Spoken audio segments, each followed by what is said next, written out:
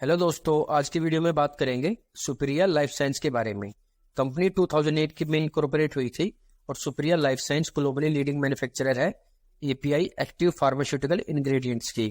Company के की highlights हैं 38 API product basket, presence in 86 countries, largest exporter of antihistamine, anti allergic और anaesthetic API.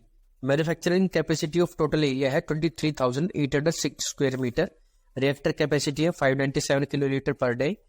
1200 customers, 15 drug master file with US FDA जिसमें confidential detail process की information होती है।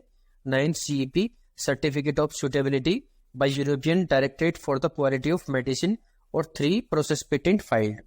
Products offering, company के products और यूजेज हैं antihistamine to relieve symptom of allergy, anti allergic for relieving allergic reaction, anti-asthmatic used in treatment of asthma, decongestant used in cough and cold, anti-hypersensitivity to control hypertension, analgesic anesthetic to relieve pain, xanthin derivative to improve energy level and reduce fatigue, vitamins to improve energy levels in body, anti-malarial treatment of malaria, antidepressant treating depression, antigout to prevent growth and kidney stones। और products under development है antiviral, anti anxiety, anti diabetic और anti depressant.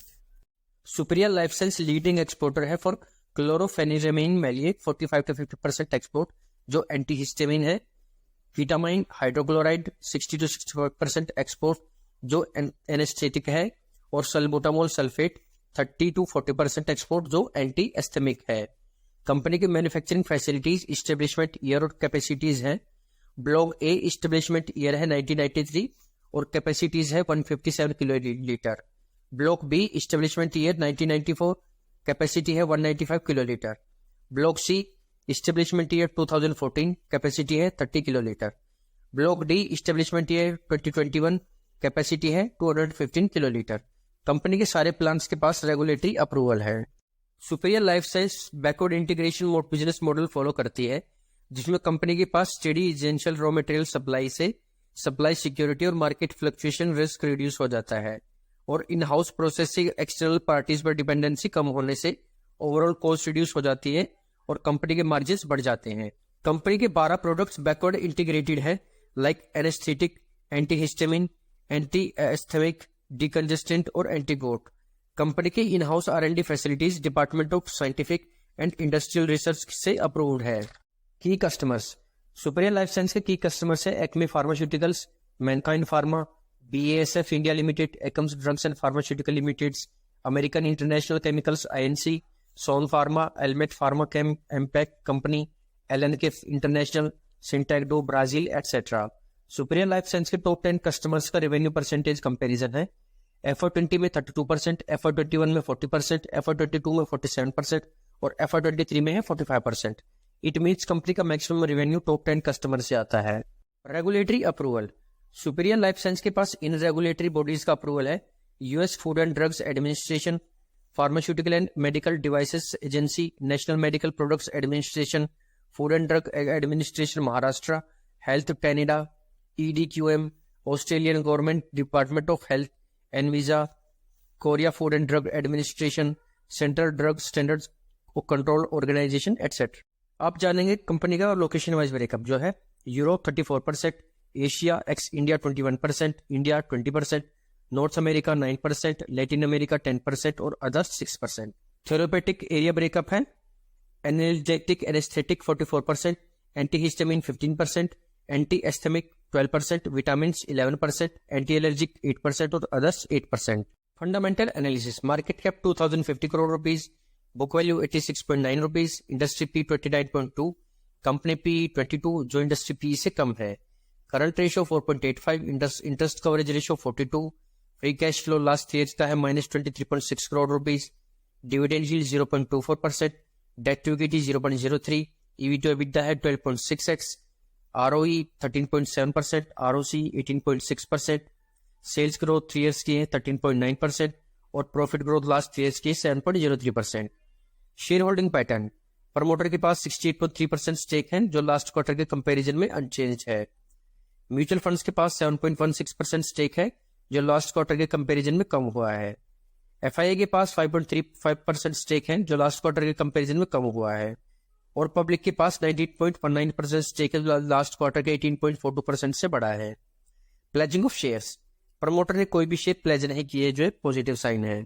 अब जानेंगे company के financials के बारे में। Sales, company sales पास में लगातार बढ़ी है जो 2017 में 184 करोड़ रुपए, 2018 में 213 करोड़ रुपए, 2019 में 278 करोड़ रुपए, 2020 में 312 करोड़ रुपए, 2021 में 391 करोड़ रुपए, 2022 में 530 करोड़ रुपए थी, वो कम होकर 2023 में 466 करोड़ रुपए हो गई है। ऑपरेटिंग प्रॉफिट, कंपनी को ऑपरेटिंग प्रॉफिट भी पास्ट में बढ़ा है जो 2017 में 17 करोड़ रुपए, 2018 में 28 करोड़ रुपए, 2019 में 65 करोड़ रुपए, 2020 में 98 करोड़ रुपए, 2021 में 173 करोड़ रुपए, 2022 में 214 करोड़ रुपए, तो 2023 में 129 करोड़ रुपए हो गया था। कंपनी को ऑपरेटिंग प्रॉफिट भी लास्ट ईयर के कंपैरिजन में कम हुआ है। ऑपरेटिंग प्रॉफिट मार्जिन परसेंटेज, जो 2017 में 9% था वो 2018 में 10%, 2019 में 23%, 2020 में 32%, 2021 में 44%, 2022 में 40% था वो 2023 में 28% रह गया है। लेकिन पास्ट में कंपनी का ऑपरेटिंग प्रॉफिट मार्जिन 9% से बढ़कर 44% तक पहुंच गया था। नेट प्रॉफिट, कंपनी का नेट प्रॉफिट 2017 में 6 करोड़ था, 2018 में 9 करोड़, 2019 में 39 करोड़, 2020 में 73 करोड़, 2021 में 124 करोड़, 2022 में 152 करोड़ रुपीज था, वो अगेन 2023 में कम होकर 90 करोड़ पर रह गया है।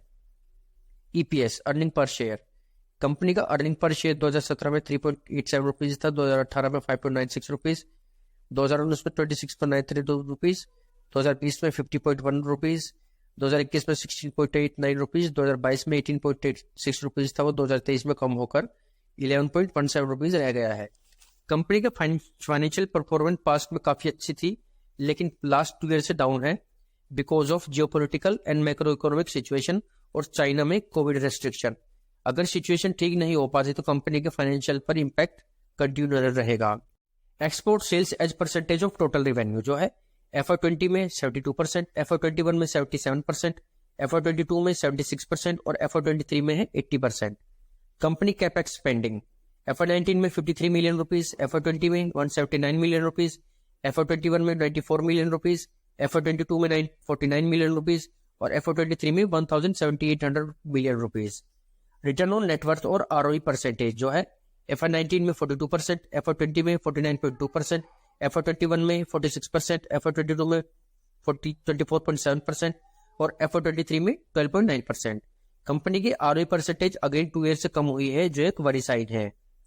लीवरेज प्रोफाइल मीन्स बोरोइंग जो है FY19 में 0.94x, FY20 में 0.55x, FY21 में 0.26x, FY22 में 0.04x और FY23 में 0.03x। कंपनी ने लगातार बोरोइंग कम की है जो अब अप्रोक्स नील है। की मैनेजमेंट टीम, सतीश वमन वाघ चेयरमैन एंड मैनेजिंग डायरेक्टर, ये इंसेप्शन से ही कंपनी के डायरेक्टर हैं और सुप्रिया मेडिकेम प्राइवेट लिमिटेड लोटे इंडस्ट्रीज के डायरेक्टर भी हैं। स्मिता सतीश वाघ होल टाइम डायरेक्टर, ये भी इंसेप्शन से कंपनी के डायरेक्टर हैं। सलोनी सतीश वाघ होल टाइम डायरेक्टर जो जुलाई 2019 से कंपनी की डायरेक्टर हैं। शिवानी सतीश वाघ होल टाइम डायरेक्टर, ये भी जुलाई 2019 से कंपनी की डायरेक्टर हैं। इसके अलावा mister Rajiv Jain chief executive officer और मिस्टर कृष्णा रघुनंदन जो चीफ फाइनेंशियल ऑफिसर है कंपनी के फैमिली मेंबर्स ही डायरेक्टर है जो मेरे लिए कंसर्न पॉइंट है। Recent development and future outlook, capacity expansion plan, future growth के लिए कंपनी ने लोटे साइट और अमरनाथ प्लांट की न्यू कैपेसिटी ऐड की है। R&D and pilot plant setup, Amarnath lab पर R&D और पायलट प्लांट सेटअप किया जाएगा। टेक्नोलॉजी लाइसेंसिंग एग्रीमेंट, कंपनी ने प्लाज्मा न्यूट्रिशन के साथ टेक्नोलॉजी लाइसेंसिंग एग्रीमेंट साइन किया है इंडिया में आयो प्रोटीन की मैन्युफैक्चरिंग और मार्केटिंग के लिए। CDMO opportunities, company CDMO segment में अपॉर्चुनिटी एक्सप्लोर करेगी और लीडिंग यूरोपियन कंपनी के साथ पार्टनरशिप करेगी। Geographic market focus, company China से डिपेंडेंसी कम करके regulated market like Europe, north America और लैटिन अमेरिका में एक्सपेंड करेगी। की CMO प्रोजेक्ट्स, कंपनी को कॉन्ट्रैक्ट मैन्युफैक्चरिंग ऑर्गेनाइजेशन प्रोजेक्ट मिला है from leading European manufacturing company. Contract period 10 years के लिए है जो 40 करोड़ पर ईयर का रेवेन्यू जनरेट करेगा फ्रॉम FY27। और जनरल जैन हिल कोलैबोरेशन, कंपनी ने कालिंगा इंस्टीट्यूट के साथ साइन किया है टू डेवलप जैन हिल protein based cross link hydrogel के डेवलपमेंट के लिए। इंडस्ट्री आउटलुक, एंटी हिस्टामिन और एंटी एलर्जिक सेगमेंट ग्रोथ 2020 से 2025 तक 8 to 10% CAGR से बढ़ेगी, जो 2020 के 3.5 बिलियन US डॉलर से बढ़कर 25 तक 4.2 बिलियन US डॉलर हो जाएगा। पेन मैनेजमेंट सेगमेंट ग्रोथ भी 2020 से 2025 तक 5% CAGR से ग्रो होगी और 2020 के 7.8 बिलियन डॉलर से बढ़कर 2025 तक 10 बिलियन डॉलर हो जाएगा। विटामिन सेगमेंट ग्रोथ 2020 से 2025 तक 8 to 10% CAGR से होगी, जो 2020 के 1.5 बिलियन डॉलर से बढ़कर 2025 तक 2.2 बिलियन डॉलर का हो जाएगा।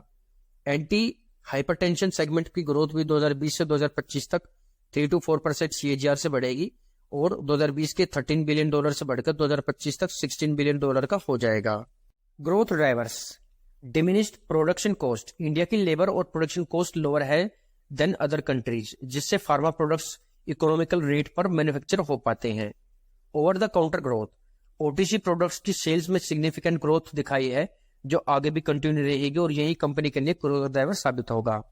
एजिंग पॉपुलेशन, 2061 तक 1 in every 4 की एज ग्रोथ अबो 61 होगी, जिससे कार्डिक और दूसरे हेल्थ इश्यूज होंगे जो फार्मा कंपनी के लिए ग्रोथ ड्राइवर साबित होंगे। Poor health consciousness, young generation की बढ़ती हुई हार्ट प्रॉब्लम्स और दूसरे health issues because of poor diet and poor health consciousness से भी फार्मा कंपनीज की डिमांड बढ़ेगी।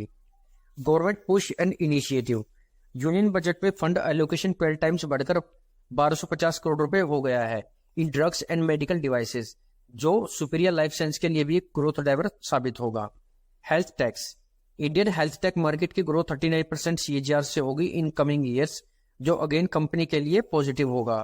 Risk of company, market risk, pharmaceutical market में टाइमली न्यू प्रोडक्ट्स लॉन्च न करने पर और प्लान स्ट्रेटेजी एग्जीक्यूट न करने पर कंपनी अपना मार्केट शेयर लूज कर सकती है। कंपटीशन रिस्क, API सेगमेंट में सुपीरियर के अलावा दूसरे पीयर्स भी एक्टिव हैं और इससे कंपनी को टफ कंपटीशन मिल रहा है। फिर भी किसी तरह का स्ट्रेटेजी फेलियर होने पर सुपीरियर अपना मार्केट शेयर खो सकती है और कॉम्पिटिटर इसका फायदा उठा सकते हैं। रेगुलेटरी रिस्क, फार्मा सेक्टर में मल्टीपल रेगुलेशन है और कंप्लायंस फॉलो करने होते हैं, including India and other countries जिनमें कंपनी का बिजनेस है। एनी रेगुलेटरी डिसअप्रूवल, पेनल्टी या फिर लूप होल से कंपनी के बिजनेस पर हैवीली इम्पैक्ट हो सकता है, जिससे कंपनी के रेवेन्यू भी कम हो जाएंगे। रेवेन्यू कंसंट्रेशन रिस्क, कंपनी का मैक्सिमम रेवेन्यू कुछ ही प्रोडक्ट्स से आता है, अगर इन प्रोडक्ट्स की डिमांड कम हो जाती है तो कंपनी के रेवेन्यू और प्रॉफिटेबिलिटी पर नेगेटिव इम्पैक्ट होगा। प्रोडक्ट रिस्क, डिफेक्टिव या फिर डुप्लीकेट प्रोडक्ट्स की अवेलेबिलिटी से कंपनी की रेपुटेशन और बिजनेस ऑपरेशन पर हैवीली इम्पैक्ट हो सकते हैं। टेक्नोलॉजी रिस्क, कंपनी की प्रोसेस या मैन्युफैक्चरिंग टेक्नोलॉजी के ऑब्सोलीटनेस से कंपनी के प्रोडक्ट्स की क्वालिटी पर इम्पैक्ट हो सकता है, जिससे डिमांड कम हो जाएगी और कंपनी की सेल्स और प्रॉफिटेबिलिटी भी कम हो जाएगी। तो ये था analysis on superior life science. Company की मैनेजमेंट वेल एक्सपीरियंस्ड है और मल्टीपल कंट्रीज में प्रेजेंस से इसको जरूर फायदा मिलेगा। कंपनी का बिजनेस मॉडल भी अच्छा है, लेकिन IPO के बाद से कंपनी के फाइनेंशियल सही नहीं रहे हैं और अभी तक इसका शेयर प्राइस IPO शेयर के प्राइस तक नहीं पहुंच पाया है, जो एक डाउट क्रिएट करता है on management and company past performance. हो सकता है इन कमिंग क्वार्टर्स कंपनी के फाइनेंशियल्स इंप्रूव हो जाए, फिर भी इन्वेस्टमेंट करने से पहले अपना डिसीजन सोच समझ कर ले। उम्मीद करता हूं आपको ये स्टॉक एनालिसिस की वीडियो अच्छी लगी होगी। इसी तरह की वीडियो के लिए प्लीज चैनल को सब्सक्राइब करना, वीडियो को लाइक, शेयर और कमेंट करना, इससे मुझे भी मोटिवेशन मिलेगा। तब तक के लिए सीखते रहिए और कमाते रहिए। मिलते हैं नेक्स्ट वीडियो में। Thanks for watching.